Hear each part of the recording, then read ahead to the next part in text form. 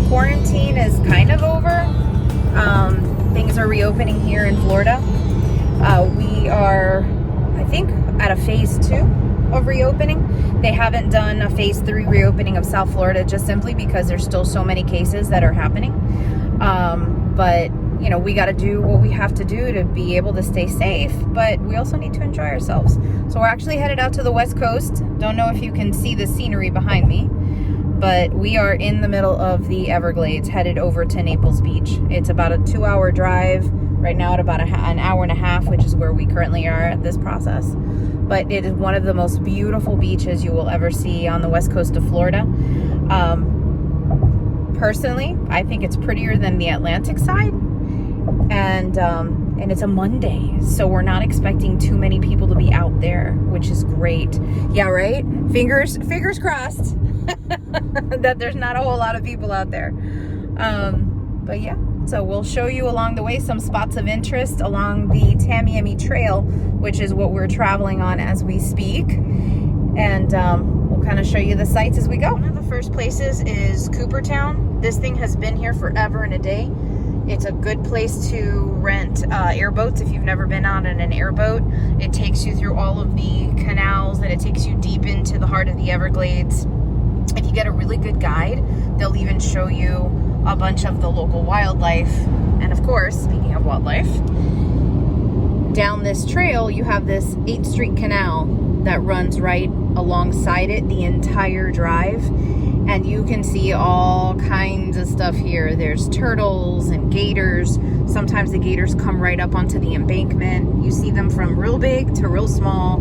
And it's interesting. Lots of different types of birds like the anhinga and some different other waterfowl and ducks and whatnot that you'll see out here. So just taking the drive is really nice.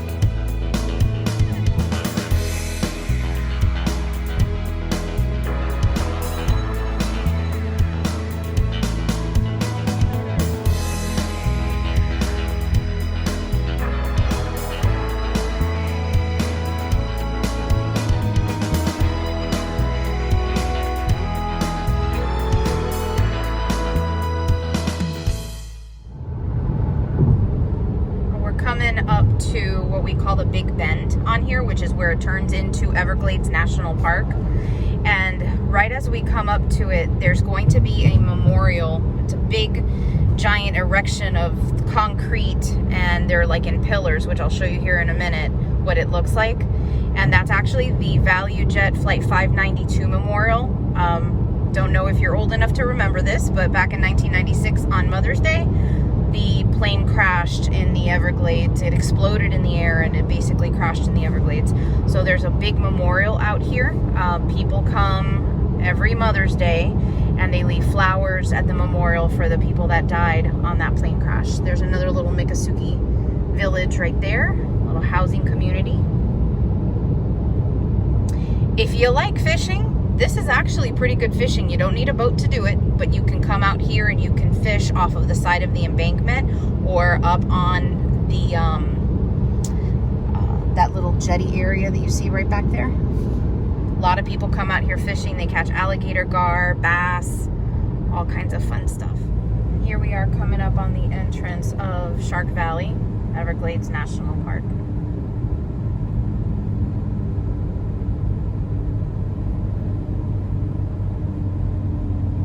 That's that little Miccosukee restaurant on the right-hand side. There's the sign, Shark Valley is to the left.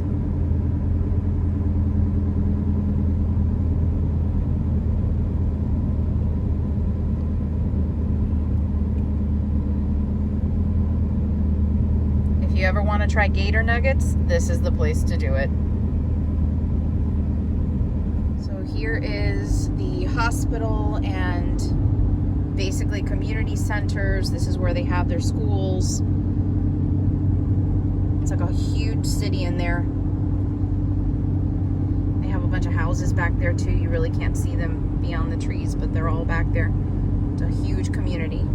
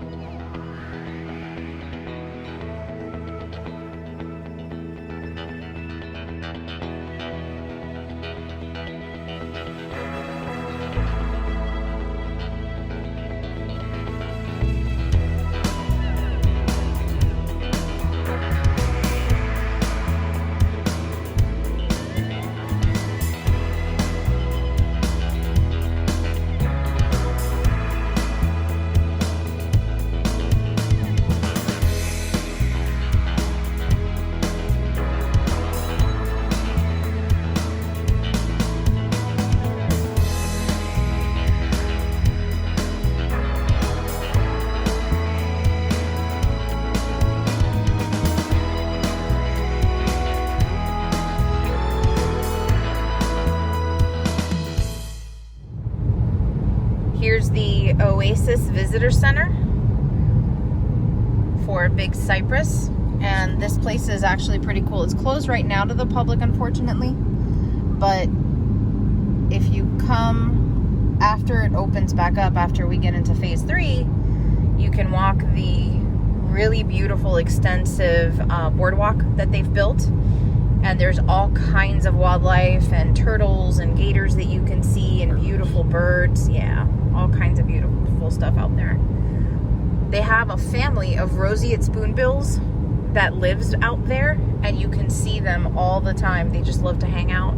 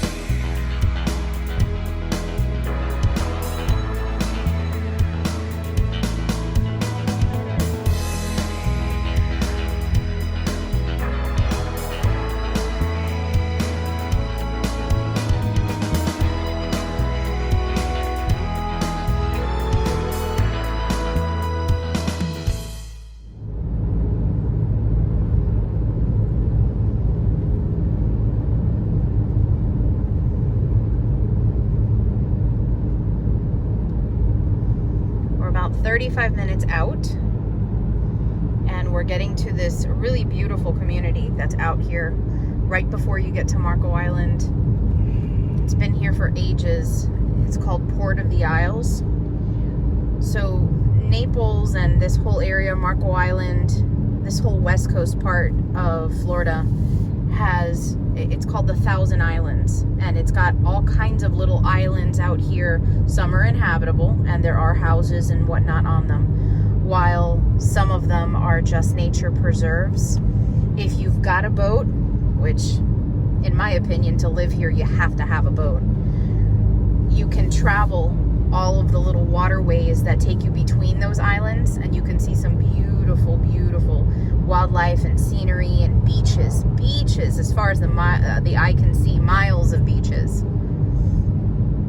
But we're coming right up here to that little community area. Now, honestly, I've never met anybody that lives in here, but I've heard that you have to have some money to live in here. All the houses are on water, on a canal. Everybody out here's got a boat. They've got a little hotel out here as well. Here's some of what you can see. Yeah, they have a huge golf course too. So this is Port of the Isles on this side over here, which is to my left. And then you've got a brand new one called Orchid Cove, which is a planned retirement community. And that one has got golf and all kinds of amenities. And of course, it's all on the water. all those beautiful waterways. Woo, there we go. That's Port of the Isles. That's the Country Club, which has a little hotel in it. Very ritzy living. You can drive in there, but they have a guard's gate towards the back. You cannot get to where the houses are. 28 minutes in.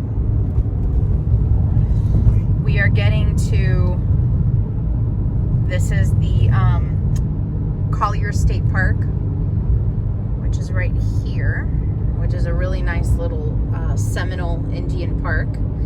And then this is San Marco Road. This is where it takes you into Marco Island, one of my favorite places to go visit. Gorgeous beaches. We'll do maybe Tiger Tail with the San Marco Pass another day. Big Marco Pass. The Big Marco Pass, there you go. But that's one way in, and then there's another way into Marco Island a little bit further up. But we only have 16 miles to Naples, and then off to the more construction happening over here on the left. Looks like that's going to be a big mall. Oh, and new homes. More new homes. This area is growing exponentially. So many new developments that we passed on the way. If you've been to Naples and you just haven't been here in a long time, it is shocking how quickly this place is growing. I have seen a bunch of videos of people saying why not to move to Naples. I honestly think that those are the people that just don't want all of these other new people coming in. They want to keep all of this beauty for themselves. I don't blame them. It's really nice out here. See that big wall right there? That's another community that's being built back there. You can't really see it because of the retainer wall. Another resort style living community right in there.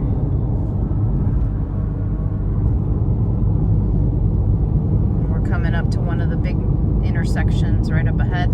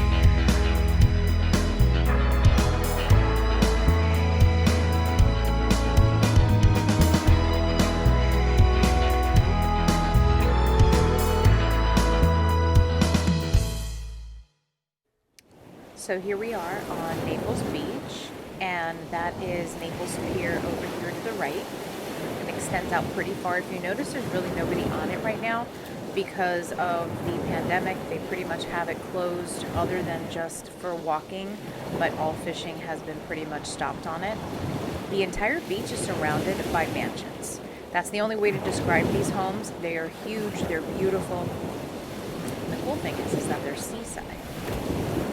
The water here is crystal clear as well. It looks a little turquoise colored, but when you come right up on it, you'll notice that that's actually the color of the sky reflecting in the water. It's pretty shallow, but it does have some beautiful shoreline. The sand is powdery white, and today it is really, really warm.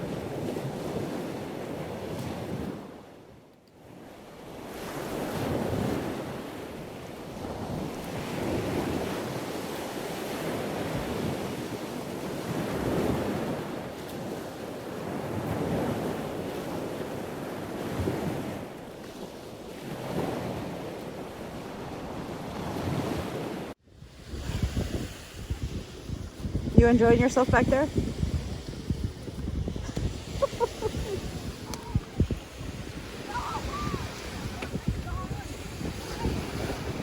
Oh, the boat?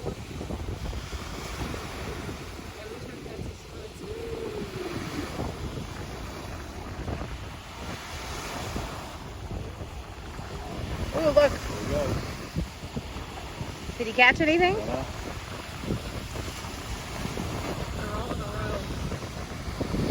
Oh, look, yeah, they're fishing. They're looking for food.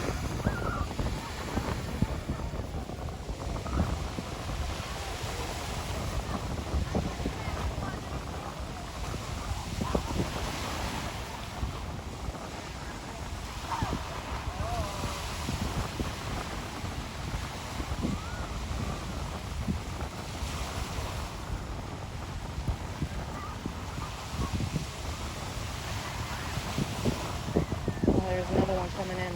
Let's see if he finds something. Yeah, let's see. He's looking.